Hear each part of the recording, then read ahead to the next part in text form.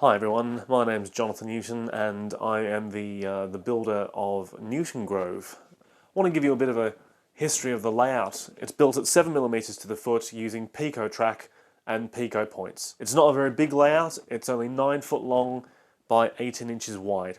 It comprises of 3 boards, each board is 3 foot long by 18 inches wide, and I've only used 3mm ply on top of those boards.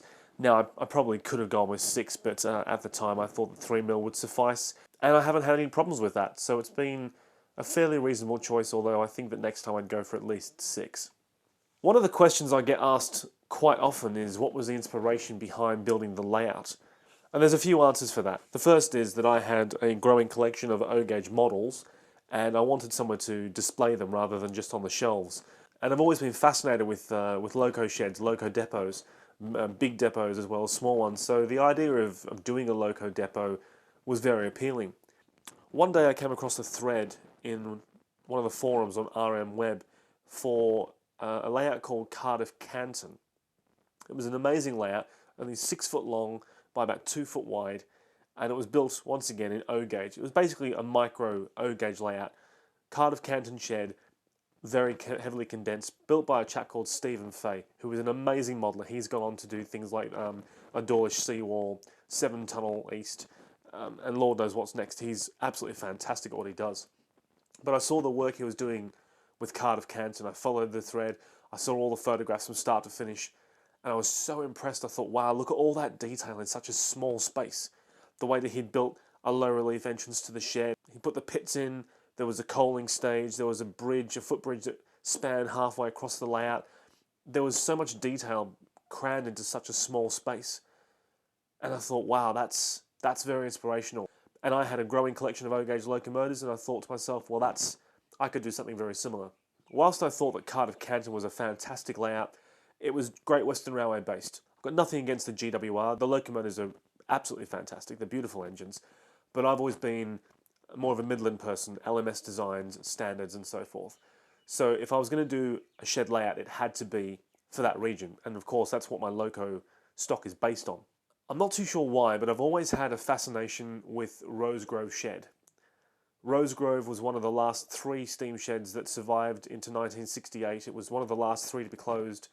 I think it closed on either the 3rd or the 4th of August 1968. But for whatever reason, I've always been drawn to Rosegrove above all other sheds, be it Lostock Hall or Carnforth or anything else. So Rosegrove immediately became a source of inspiration of what to base the layout on.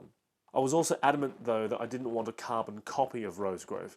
So something that gave the flavour of a 1960s, late 60s steam depot, but where I could also freelance a little bit rather than saying this is meant to be this exact location because some modelers get, oh, they never had one of those over there, that's wrong. So obviously modeler's license comes into it, so it was heavily based on Rosegrove, and the initial idea was to bring a little bit of Newton Heath into that as well. Over time, the layout has certainly become a lot more Rosegrove influenced than anything else. I think the biggest reason for that is because I kept looking at reference photographs of Rosegrove Shed. I bought a book, it's called The Steaming 60s, it's volume 3, The Shed and the Pit. It's a Rosegrove homage. It's published by the Irwell Press. There are some fantastic photographs, not just of the shed, but the locomotives, the surroundings, and some of the trip workings that they did from the shed around the Padiham Loop and out towards Copy Pit.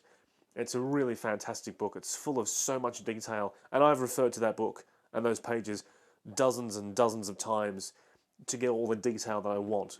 And that ranges from rails placed in the yard to piles of coal that have just been tipped out, sleepers that have been discarded, weeds growing around, and just the general feeling of a steam shed. As far as the track plan goes, I kept it very simple. I've only got 18 inches wide to play with, so the layout's only got 2 sets of points. When I was thinking of the design, I really wanted to show half of the shed, but also what happens around there. So I've made sure that I've got a road that goes next to the shed on the facing side of the layout, and then you've got the 3 roads of the shed behind that. And I think that adds quite a bit of interest to it because you've got a lot of foreground detail there, which I've put down a lot of static grass. So you've got detail there that leads you into the shed, and then you can almost picture what could happen further on. I didn't want to start it in the shed or directly at the start of the shed. As I do more videos, I'll explain how I achieved certain things over time, such as what I use for ballasting, where I sourced the coal from, how I crushed it. Well, let's be honest, the coal is coal. It came from a steam railway because I'm a fireman on a few of those where I live. But I'll go into detail about all the little bits and pieces that I've done as far as weathering techniques, scratch building techniques, such as the yard lamps, the shed, the road bridge, and also talking about the locomotives I've got, where they've come from, how I attained them, why I gave them certain numbers, and then going into other details such as the figures and some of the buildings and other stuff like that. So I'll progressively make more videos to show you what I've done and how I've done it. Last of all, I think it's important to point out that I wasn't around in the days of steam. I was born in 1981, so I never saw Rosegrove Shed. And being born in Australia, I definitely didn't see any locomotive depots such as this at all. The closest I've actually come to seeing is the Great Central Railway's Loughborough depot at the moment. I haven't been to Carnforth, and I certainly wasn't around in the 1960s. But I think it's important to point out that even though I don't live in the UK, and even though I wasn't there to experience 1968 firsthand and to really soak up the atmosphere, it's very possible to achieve a model like this by drawing upon archival photographs, paying close attention to detail, also looking at archival films, and visiting preserved railways, not just the ones that I work on here in Australia, but many around the UK as well, such as the Great Central, the Keighley-Worth Valley, the North Yorkshire Moors, the Severn Valley, so many more. I've been very fortunate to spend some time around those railways, not just as a tourist, but also working on them too. So taking in the real elements of a working steam shed, combined with looking at archival photographs, it's actually not hard to build a model based upon something which is now 50 years old or more.